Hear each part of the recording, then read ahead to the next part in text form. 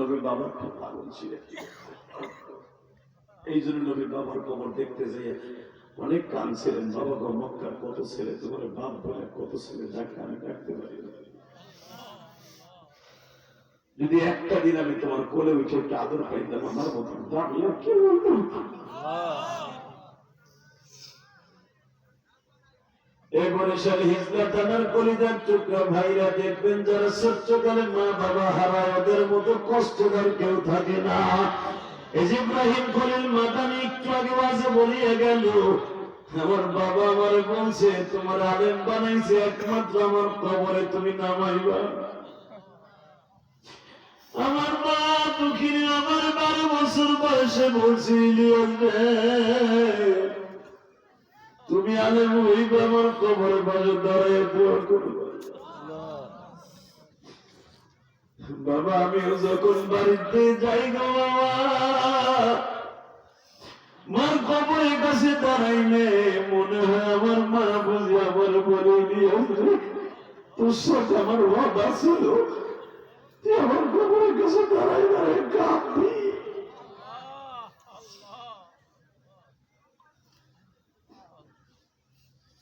ইলিয়াস তুই কান্দিস না, কান আমি মার জন্য কান।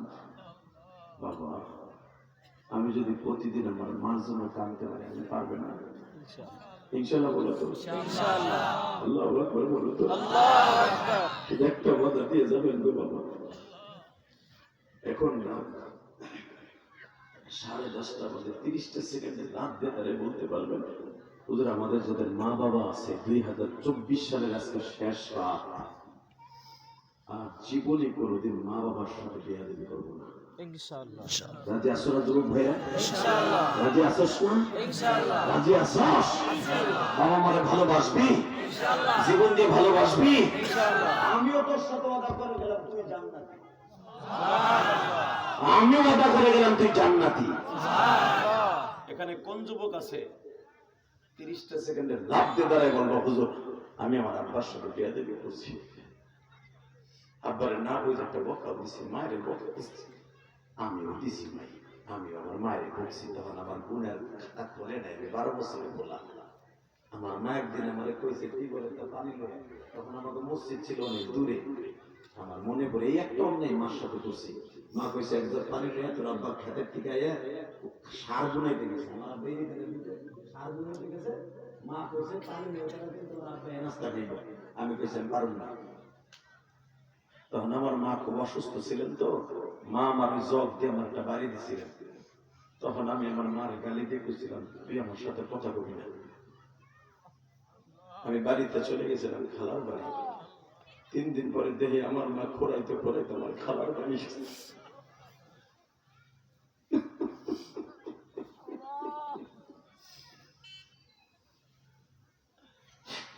ইলিয়াস তুই বকরা তোর বাড়ি না দিল বাড়ি।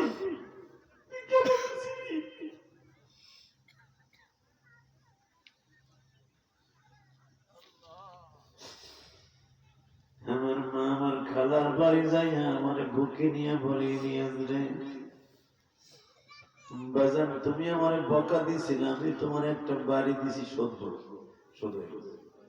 চলো বাড়িতে যাই।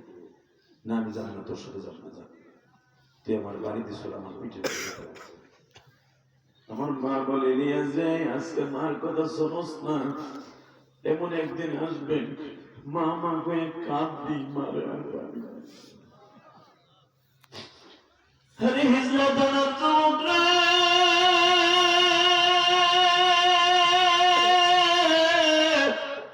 আমি কি জানতাম আমার মা আর 2 বছর পরে আমার চাই না।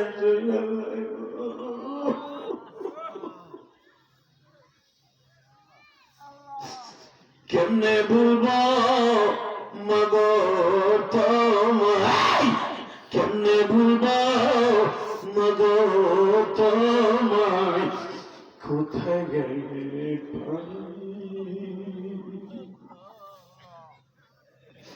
মায়ের মতো জনম দুঃখী ত্রিভুবনে। আল্লাহ দেখো সভাপতি কান্দে, প্রধান অতিথি কান্দে, আলেম ওলামা কান্দে। আল্লাহ দেখো আজকেই তো 2026 শেষ রাত, কালকে তোমার দেখালো 25 সাল, আমার দেখালো 24 সাল। আল্লাহ আজকে 30 ডিসেম্বর থেকে কাঁদতে বন্ধ হয়ে দিছে। যুবকরা কাঁদবে, আমার সাথে একটাই কথা, আজকে মাফ করে দাও।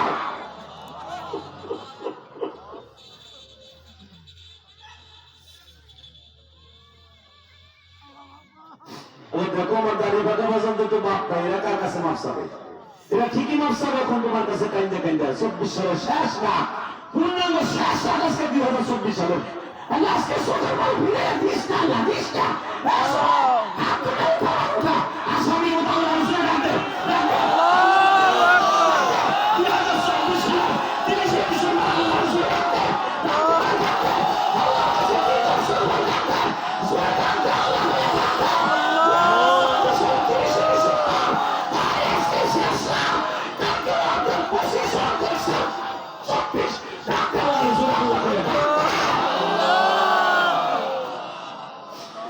তুমি কেমনে দেখো কাঁদে না, যারা কাঁদে তাদের কেন মুখ দিবা না?